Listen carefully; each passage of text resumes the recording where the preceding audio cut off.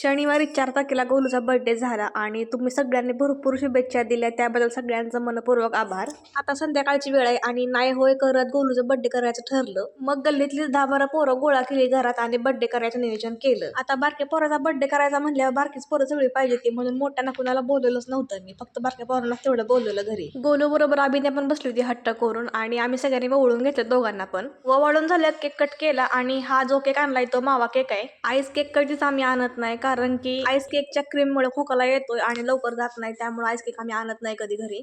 Cake cut करून झाल्यानंतर सगळ्यांनी गोलूला अभिनयला केक चारला. आता वेळ होती ती मुलांना खायला आणलेलं द्यायची. तर तुम्हाला मी केक कसा आहे दाखवते. एकदम भारी केक लागतोय, तुम्ही पण असाच केक आणत जावा नेहमी. मुलांना खायला द्यायला मी फरसाण आणला होता, त्याचं कारण पण तसं आहे.